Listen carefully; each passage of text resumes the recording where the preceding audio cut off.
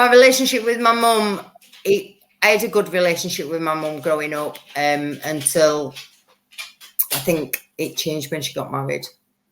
I see. When I started rebelling, when I started going off and not listening to her and not doing what I wanted, but it did change. My mum was it was like it was her way. You know, we had to, yeah, she was. She needed love as well. Oh, yeah, well, that's it. She had to deal with, had to deal with a lot. She'd got 3 young children, you know, under the age of 10, and she was grieving herself. But yeah, getting married really, it broke our relationship a little bit. And just looking back as well, how did any of your brothers react to the death of your father? My 2 younger brothers, Stephen, the youngest, he was only 3, so he didn't really know. Ian, he was 7. He didn't react well. He ended up on a life of drugs as well. So my older brothers, they was devastated, but I'd say they was 20, because I was 10. They was like 11 year plus older than me.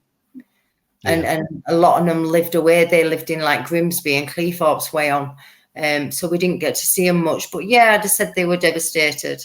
I think I always think that it affected me the most. Indeed, but I don't know, because we tend to think of how things, it's a selfish intake. Like we tend to think of how things affect us. We don't realise how things affect other people as well. We only look to our own hurts. We only look to our own pain. Okay, so you started very young. How did you get introduced to drugs in the first place? I mean, at a very young age. You know, I got into a relationship with a boy. He was 16. I was 13 and a half-ish. And he smoked cannabis, and he'd been in trouble with the police, and so I went down the route of the bad boy. And then it was just one after the other, one broken relationship. So that was my introduction to cannabis. He was smoking it and offering it, and I took it. Yeah. And how did this have any impact or effect on your family, your wider family, the drugs and all that? Oh yes, massively, absolutely. It devastated all my family, and not so much the weed, but I can remember my mum smelling it on me one time and getting grounded. I was always grounded. So I was always getting into trouble. I was always rebelling. But it hurt her to think that her daughter was doing drugs. But she didn't understand it. I don't think I understood it at the time. I thought it was cool. You know, everybody else was doing it. I thought it was cool. I didn't understand the implications it would do, and it's sort of like what it led to. That was the start, but it led to more and deeper and to other drugs. To heroin. It went from like just smoking a joint. It progressed to heroin, going from heroin to just having amphetamines and party drugs, and then it went on to heroin and crack cocaine, and that is where I really seen a massive destruction in my family. My brothers didn't want to know. They loved me, but they didn't want me around, which is understandable. I wasn't trustworthy, you know. Addicts, and I mean, I'm not putting addicts in a thingy, but we often steal and lie and cheat to get what we want. We're so selfish. We only want. We don't mean to do it. We don't want to do it, but all we can think of is getting that next fix. And it devastated. It tore my family apart, because my mum, she never turned her back on us. She always loved us, and we could always go to her. which I am so grateful for. I'm so grateful to God for the mother that He gave me, that, and He sort of showed me him that He never turns us back on us. He never turns away from me. He always gives us grace, you know, and He loves us no matter who we are, no matter what we do. He still loves us, and this is what my mum did. But I broke her heart over and over and over again, and that is. For a long time, that was the guilt that I held onto, and, you know, the shame that I held onto. But praise God that he removes that guilt and He removes that shame, and He makes you new, and he mends all what was broken. Now, of course, you started off with that young lad, you were about 16, but then you moved to a different relationship, which is even worse by the sound of it. Yes. How on earth did you cope with all the, you know, I suppose, the mental torture, the physical torture, and everything that you went through? How did you cope with that? I didn't really cope with it. I didn't understand what I was only young. I was only 16. I didn't really understand it. I just plodded along. I'd take a beating, and then I'd act as if nothing had happened. But deep inside, I was distraught. Inside, I was really hurting. I couldn't understand how somebody could tell me that they loved me, and they loved me more than anything, but then they could actually physically abuse me, or they could make me feel so down about myself, and you know, pull me down and say I was ugly, I was fat, you know, all these labels, what people, it's like, I see now, it's like my identity just stripped away from me, absolutely, completely stripped away from me. So it's to a point where I didn't know who I was. I didn't know what to do. I had to look to Him. And it's a control, isn't it? It's a form of control that I had to look to Him for the way I dressed. I had to look to Him for the way I looked. I had to look to Him for the way I ate. It really, yeah. It took a lot. It did take a lot, yeah. Now, you said also that you were told that no one would like you. I mean, who told you these kind of things? Was that your boyfriend or? Lifestories Worldwide is broadcast live every Monday night at 8 p.m. UK time. We broadcast on YouTube, Facebook, and StreamYard. Why not join us every Monday night at 8 p.m. UK time for Lifestories Worldwide. Speak to us here at Lifestories Worldwide. You can simply by dialing +44 7943 550287. Call us now. Yeah, the men that's been in my life, that's all. That people didn't want to be my friend.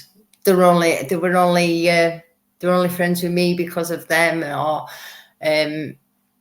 people didn't want to be around me. It was sort of, I was always told that it was always to me.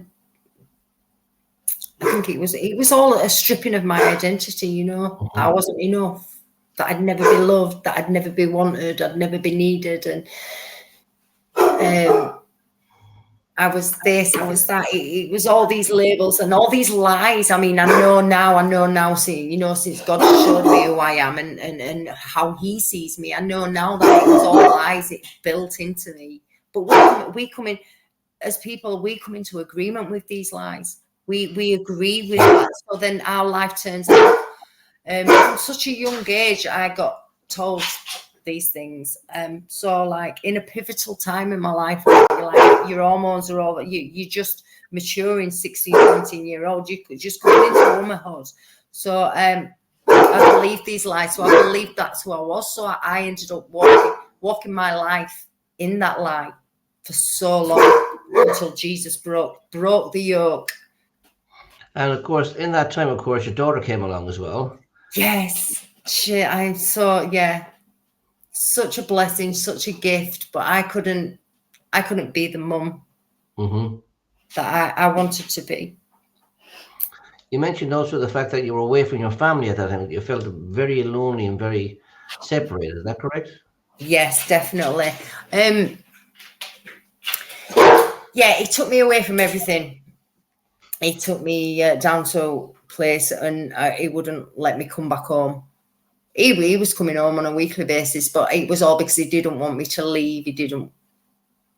I can remember one time I was on a phone call. He let me phone my mum, and I told my mum that I loved her and I missed her, and I wanted to come home, but I loved him and I wanted to be with him, and I got such a beating for just telling my mum that I wanted to come home.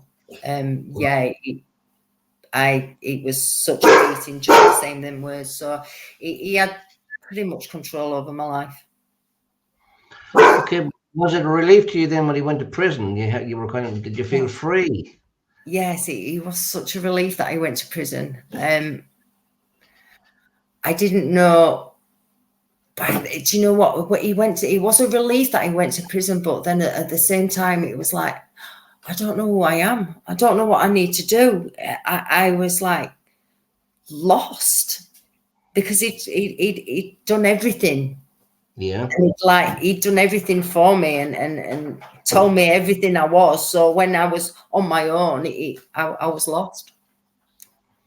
But you said that people around you gathered together and got a ticket for you to go home and see your mum. Yes, and they did. They did. They got me to come home, and my mum met me off the coach with such a big hug. You know, it reminds me of the prodigal son, where the prodigal son's gone off and done all that he's done, and he comes running back. He comes home, and his father comes running to him and just puts his arms around him. That's what it was like. It was like I was safe. I was back home. I felt loved.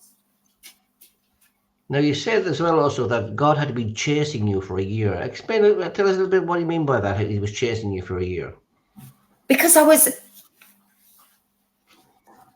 was Jehovah's Witnesses was knocking on my door, and there was a series of little things. Then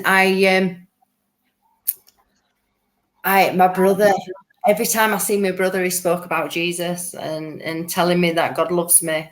And then there was like situations that were going off in my home at the time, in that relationship at the time. And like I turned the television on, and it were highlighting parts.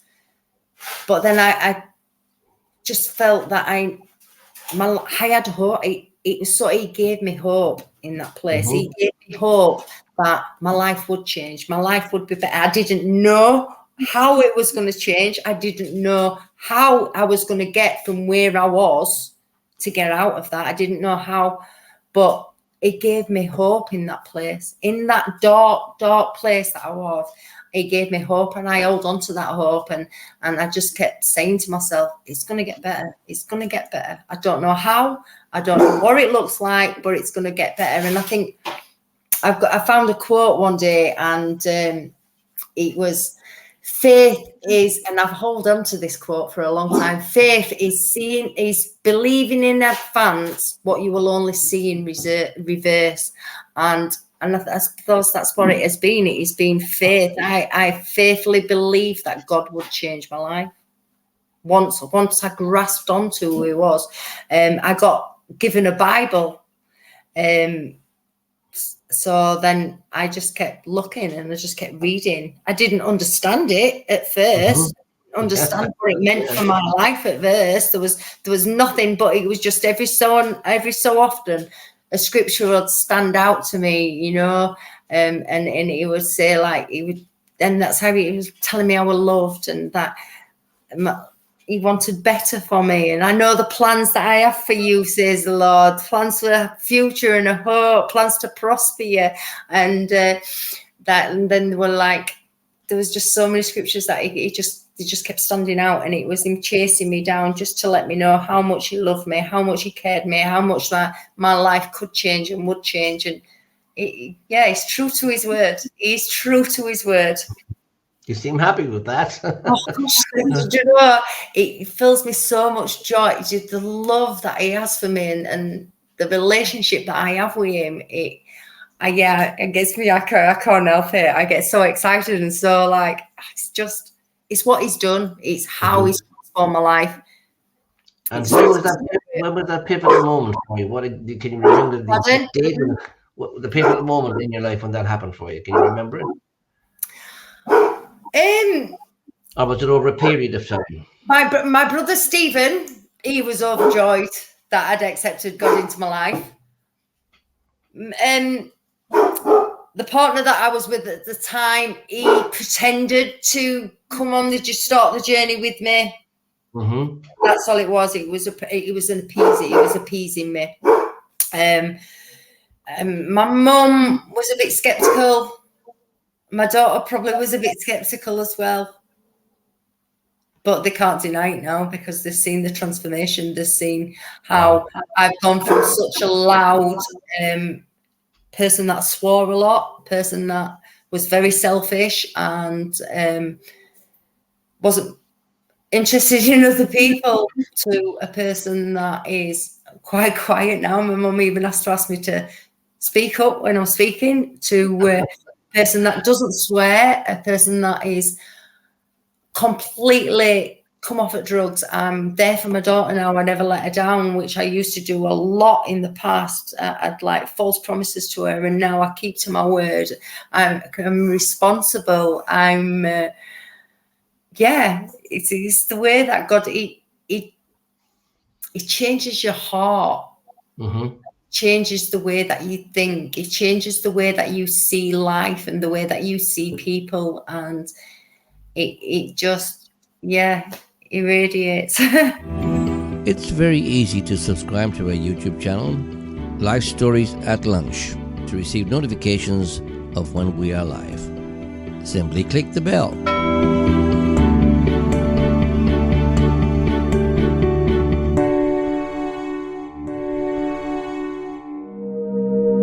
If you would like to contact us here at Life Stories Worldwide, you can. Simply by emailing lifestoriesworldwide@gmail.com or visit our website at lifestoriesworldwide.com. Now, you said your brother Stephen was delighted. What impact has it had on the other brothers, if any?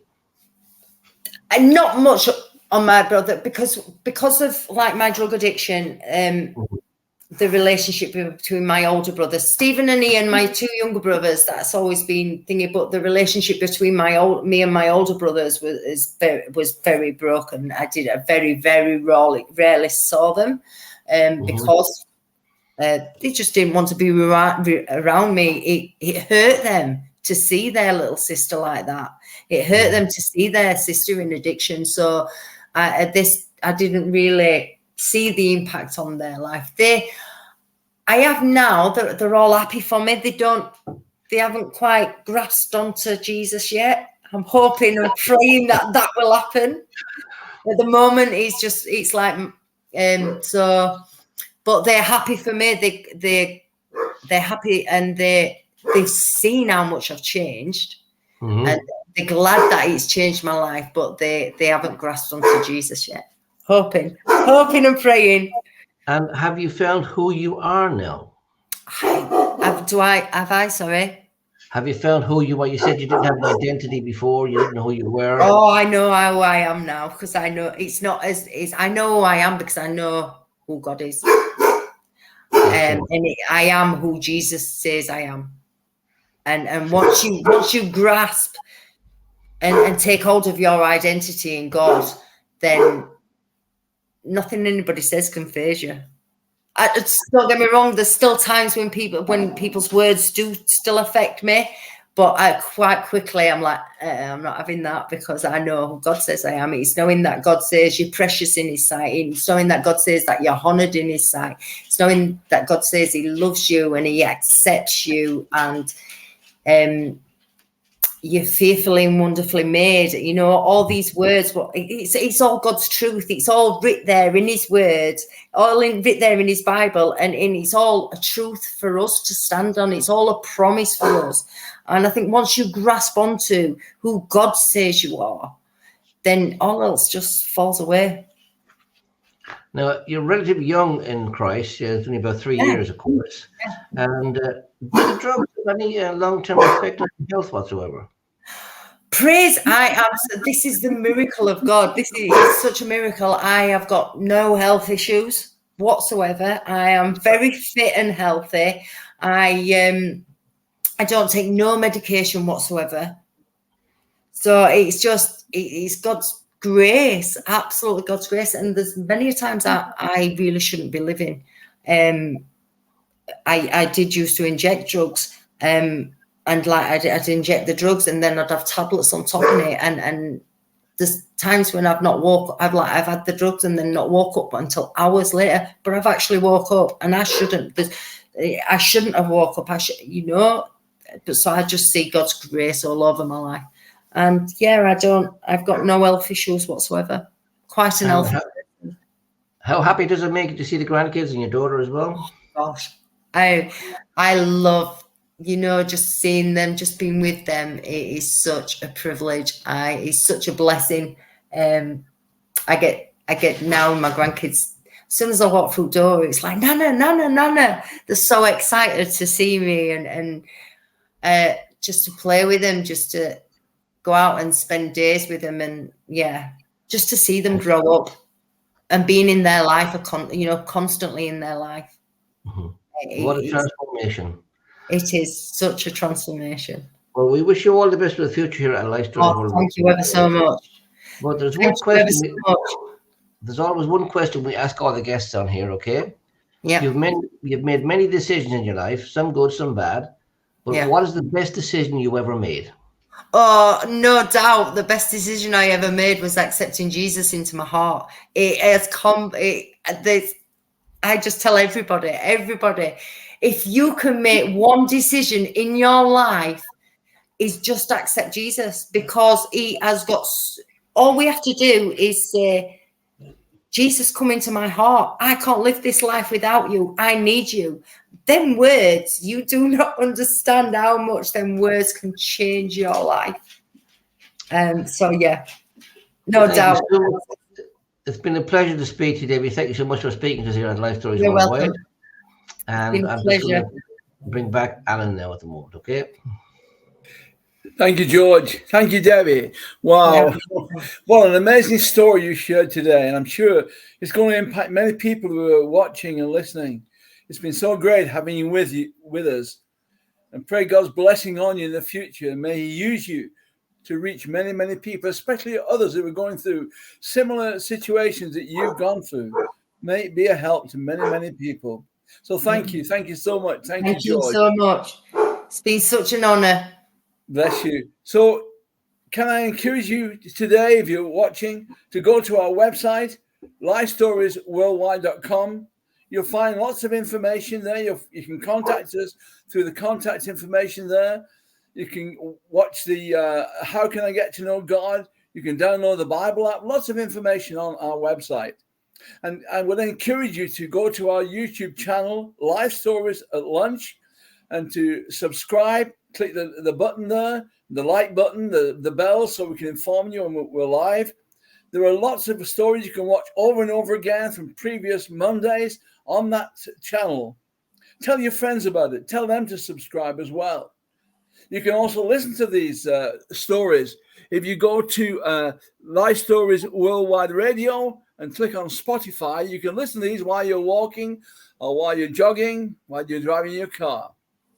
And I would like to invite you all to join us again next week, next Monday at 8 o'clock UK time, for another life story coming to you from Life Stories Worldwide. Next week, we have a real American cowboy, Scott Mendes. He was born on the 4th of July. And just about Scott, he's well known as a Professional Rodeo Cowboys Association and National Finals Rodeo World Champion Bull Rider. That's a mouthful. Speaker, film and television producer, commentator, and also for his work in motion pictures as a stunt rider and actor in movies such as City Slickers, American Outlaws, and Nail 32. A lot of interesting things that he'll be sharing with us next Monday. So tell your friends to join us. So it's been great having you with us. May God bless you. May you know the peace of God which passes all understanding, and may the joy of Jesus fill your hearts. Bye, everybody. If you would like to contact us here at Life Stories Worldwide, you can. Simply by emailing lifestoriesworldwide@gmail.com or visit our website at lifestoriesworldwide.com.